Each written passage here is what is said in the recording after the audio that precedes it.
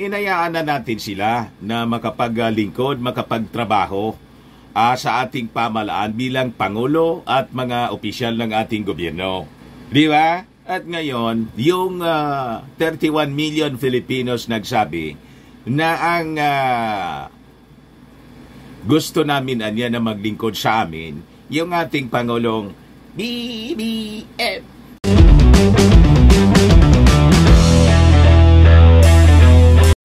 Paranoid na mga kababayan yung mga DDS, lalo na po si Harima. Makita niya, Mr. Maravillas. So ito po, sabi rito sa balita, disturb rumors behind BBM's new ICC position, sabi po ni Harimao. Takot na sila, mga kababayan. Sila man lang ang gumawa ng sarili nilang multo, mga kababayan, na kanilang kinatatakutan ngayon. So hindi na sila mapalagay. Ito yung kanilang bukang bibig ngayon, mga kababayan. Nasabi ni Harimao, yung mga taga-ICC daw, nandito na sa Pinas. Sabi rito, former presidential spokesperson Harry Roque confirms ICC entry in the Philippines. Bakit hindi ninyo inilalabas kung sino itong mga taga-ICC? Dapat may mga pangalan kayo. Sino itong mga taga-ICC na pumasok na sa Pilipinas? At paano sila nakapasok? Sino yung nagpapasok? Di ba? Baka niya, Mr. Maravillas, another fake news na naman yung malamang, mga kababayan. Kasi sila man lang po yung nagsasabi ng ganyan. Wala man sa mga officials natin po. Yung mga taga-Department of Foreign Affairs, taga-DOJ, wala man ganong sinasabi, mga kababayan. At unang-una, yung possible ICC entry dito po para sa investigasyon kay Maudigs, under consideration pa po, mga kababayan. Pinag-aaralan pa kung pahihintulutan. Nauna na sila. Di ba? But before ko, mga kababayan, na ibigay sa inyo yung full story kung ano ang kinapraningan po ni Harimao tungkol sa ICC, click subscribe muna dito sa ating YouTube channel and hit the notification bell para lagi po kayong updated sa mga kaganapan dito sa ating bansa. Yung mga balita na walang gatong, walang karga, kundi factual lang po and objective sa ating mga pagpaparating sa inyo ng mga balita, di ba? Like and share na rin po ninyo ng ating video. At wag na rin po ninyo, mga kababayan, na i-skip yung ating mga commercial ads para tuloy-tuloy lang ang pag-unlad ng bagong Pilipinas. Sa mga naghanap po ng malinis and spacious fitness gym, punta lang po kayo sa aming Colossal Fitness Gym. We also offer grab car rental with our brand new 2023 model ng Toyota Innova, and also accept booking for those who are planning to travel via PAL, Cebu Pacific, and other airline companies, local and international, and bills payment po for Meralco bills, PLDT, etc. Ang Colossal Fitness Gym is located at 3rd floor, Security Banga Building, Lanco Business Park, Legazpi City, Albay. For inquiries, look for Jilon Maravillas. Contact number 0966-802-0949.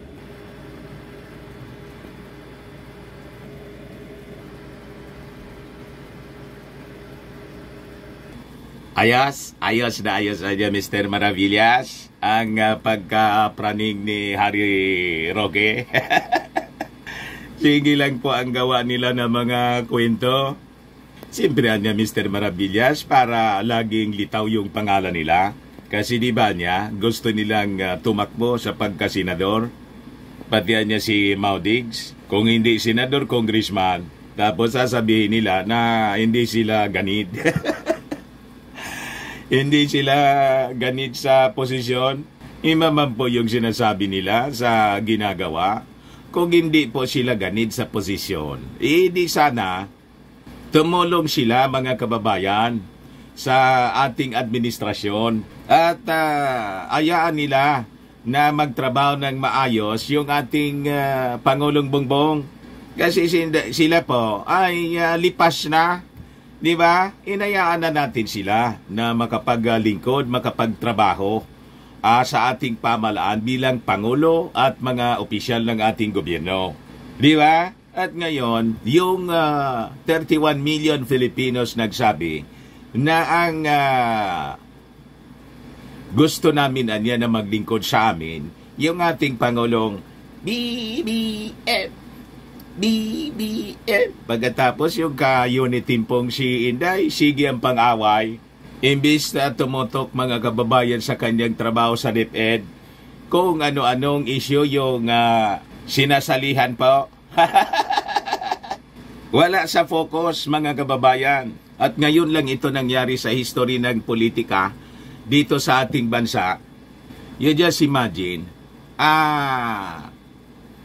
di pa magdadalawang taon yung ating Pangulong Bongbong Marcos. Gusto na nilang palitan. Kung hindi kasopangan po ang tawag dyan, anong tawag ninyo? Kasi tingin nila, sila na lang yung magaling. Di ba? Wala na sa kanilang magaling mga kababayan, kundi si Maudigs. But anyway, balikan natin itong kwento rito na ang sabi, yung destabilization rumors daw, yun ang nasa likod ng pagbabago ng posisyon ng ating Pangulong Bongbong Marcos sa ICC, sabi po ni Harimau. Kung halimbawa, yun ang totoo. Pero wala tayong information na ganon. Halimbawa lang na nagbago yung posisyon ng ating Pangulong Bongbong sa isyu ng ICC na open na siya na pumasok para mag-imbestiga rito. At yung nag-trigger sa kanya para magbago ng posisyon ay yung destabilization rumors. Di ang ibig sabihin nun, tama lang po ang pagbabago ng isip ng ating Pangulong Bongbong. Alangan man ayaan niya na lamunin ninyo. Di ba? Pag ganon, ang dapat nasisihin sa pagbabago ng posisyon ng ating Pangulo, kayo, kasi nga, nagplano kayo ng destabilization. O di ba? Inadmit ninyo na nakipag-usap yung dating Pangulong Digong sa mga retired generals. May isang ang opisyal, dating retired official po. Sige ang daldal ngayon sa social media. No, ito po. Sabi dito, si Digong ang nagpalibing sa tatay mo. Tapos, papahuli mo sa ICC. Kita ninyo, mga kababayan, yung mga sinasabi nila, nanonumbat, gawa-gawa sila mga kababayan ng isyo. Unang-una, sino ba nagsimula ng problema kung hindi kayo? Ito yung isyo ng ICC mga kababayan, ay consequences po ito ng mga actions ni Digong nung siya pa yung Pangulo. Kung hindi siya nagmalabis mga kababayan, di wala sana siyang kaso sa ICC. Pangalawa, sa isyu mga kababayan ng pagpalibing, nanonumbat kayo, hindi makakaposisyon si Digong sa pagiging Pangulo sa Palasyo Malacanang kung hindi sinuport ng mga Marcos loyalist. So dapat lang na tawag dito sa amin, balusan niya. Di ba? Ginawan siya ng favors ng mga Marcos, mga kababayan. Sinuport ni Amy Marcos all the way. Nanalong Pangulo. O di may obligasyon din siya sa Marcos na ipalibing yung bangkay mga kababayan sa libingan ng mga bayani. Tama? O ngayon, di amanos na. Wala man dapat silang isumbat, mga kababayan. Hindi si Maudigs magiging Pangulo kung walang Marcos loyalist. Tama pa? Anong rason na manonumbat silang ganito? Amanos na, bayad na po. At dahil po sa unity, naging Vice President si Inday. Kung hindi, wala siya sa pagiging Vice Presidente. Kung tumakbo naman siyang Pangulo, siguradong talo. Tama? Kasi kung naniniwala silang panalo, nakaupo yung tatay niya bilang Pangulo, di sana tumakbo siyang Pangulo. O hindi sila naniniwalang mananalo. Tama pa? Kaya wag kami, yung mga style ninyo ng mga propaganda, na dapat magtanaw ng utang na loob yung mga Marcos. Kasi si Bongbong Marcos hindi magiging Pangulo kung hindi nakipag-unity kay Inday. Yung 32 million na boto niya, yung excess sa 31 million, yung less than 1 million, yun man lang po ang DDS. Yung 31 million na boto ni Inday, mga Marcos loyalist yun. Kaya ang dapat magtanaw ng utang na loob kayo sa mga Marcoses. Binabaliktad ninyo, parang yung China, sila yung nangbubuli, sila yung pabiktim. Pariyasan niya Mr. Maravillas yung pag-ugali nila. Tama. Kanino pa mga kababayan, magmana. Sabi ni Harry Roque, so what could have provoked PBBM to change his mind? My informant revealed that the president was dismayed by the destabilization rumor allegedly involving retired military officers and former President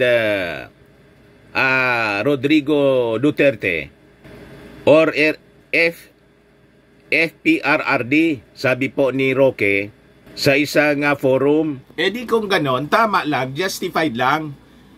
Kung halimbawa totoo yung informant ninyo, ibig sabihin gusto lang i-protect ng ating Pangulong Bongbong Marcos yung ating gobyerno.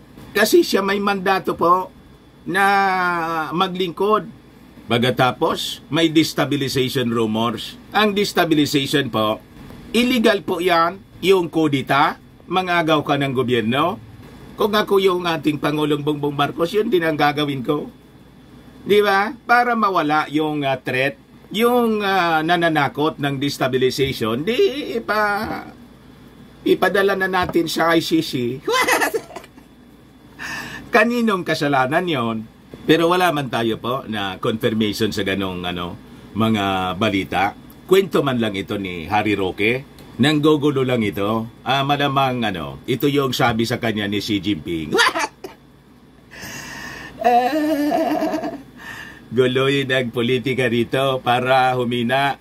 Iba yun ang sabi ni Senator JBR Sito. So sabi rito, the same military veterans reportedly informed Marcos of the discussion with Duterte, he said. In reaction, Marcos started having second thoughts about completely disengaging with the ICC. Sabi po niya, Marcos announced in November that the administration is studying a possible return to ICC. And this was about the same time as rambling about the supposed plot came out. Ang may kasalanan po, ang kampo ninyo, si Maudigs, kung bakit nagbago yung isipan, kung totoo yung kwento ninyo. Kung bakit yung posisyon ng ating Pangulong Bongbong Marcos, siyempre gagawa din siya ng mga hakbang to protect the government and his administration. Alangan man matulog lang. Kung walang attempt sa inyo, hindi sana nag-isip ng ganito yung ating Pangulong Bongbong Marcos. Ayan tuloy, yung Congress nagpasa ng resolution para papasukin na yung ICC. Ngayon galit kayo. Kayo yung simula ng lahat ng kaguluhan po. Kahit yung problema po sa Congress, nagsimula doon sa actions ni Hilo Garci. Nag-atempong mag-kodita sa Kongreso. Maayos na sana. Ayun tuloy, binawi ng Congress yung confidential funds ni Inday. Ayaw ninyong makisama. May mga pailalim kasi na ginagawa yung kampo ninyo. Yun ang nakatrigger. Kung ako din yung Pangulo, yun ang gagawin ko. Tama pa. Alangan man matulad siya kay Erap, tinake over ni GMA, at saka yung kanyang tatay, biglang tinake over ng mga dilawan. Diba? Nang agaw ng posisyon, di man sila nanalo. Sabi dito, but Roque, while admitting that he did not know what Duterte discussed with the military officials, Marcos has nothing to worry about from his predecessor. Ano magtitiwala? Laging double talk si Maudigs. Ano man yung rason, makipag-usap siya sa kanyang mga dating mga military generals, mga retired generals. Retired na din siya. Dapat sa kanya manahimik. Diba? Hindi na nagsasalita at hayaan niya yung kanyang predecessor na magtrabaho. Yun dapat ang ginagawa ng former president. Hindi yung daldal ng daldal as if siya na lang ang magaling. Lumipas na yung kanyang panahon. Pagbigyan naman niya, di ba? Yung sumunod sa kanya. In like manner, yung ating Pangulong Bongbong Marcos, I think, pag may pumalit na sa kanya after his term expires in 2028, mananahimik na yung ating Pangulong Bongbong. Ganon lang dapat. Masyado kasi kayong nagmamagaling. Sabi ni Harry Roque, I do not see any reason anya why the government should be suspicious of FPRRD's periodic meetings with these people. As a former president of the Republic and a man of law, Digong would never breach his allegiance to the Republic. What? Nanawagan na nga siya ng civil disobedience. Huwag daw na magbayad ng taxes dahil sa issue ng confidential funds. Tapos inaccuse niya bigla yung Congress na bulok. At dapat daw i-audit. Yung auditing po, regular na ginagawa sa Kongreso. So sabi niya rito, he would not dare resort to any extra constitutional or illegal means to replace the first majority elected president in decades. We would not lead to destabilization plot against this government because his daughter is a cabinet member with 2 concurrent designations.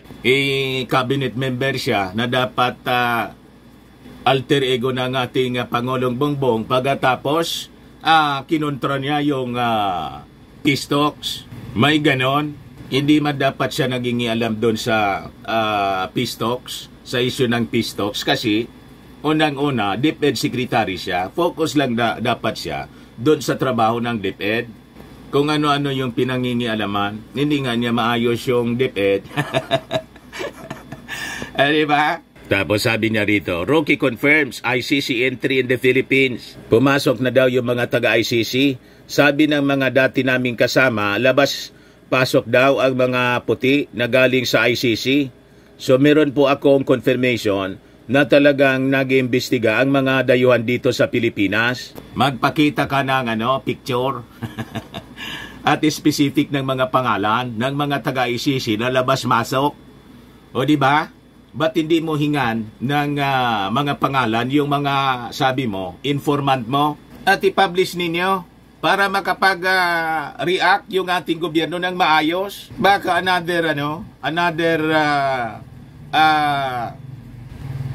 another case na naman ito ng fake news tulad ng nangyari doon sa kinasangkutan ni Jeffrey Celis.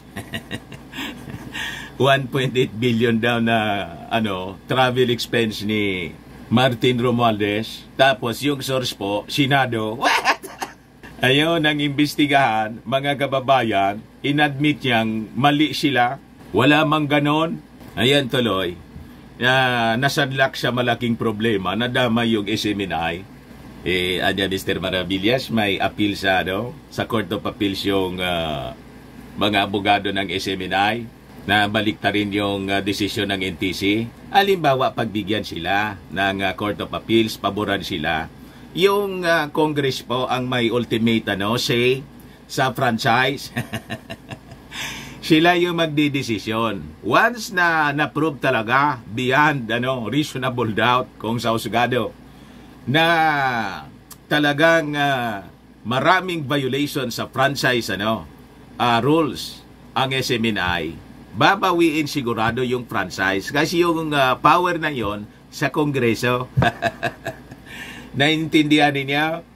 Ayan man lang po, mga kababayan, baka lang gusto ninyo itong itry. Firmax Firming and Lifting Cream, pinapahid po sa mga pulses in affected area. Mainam po sa paninigas ng mga kaso-kasuan.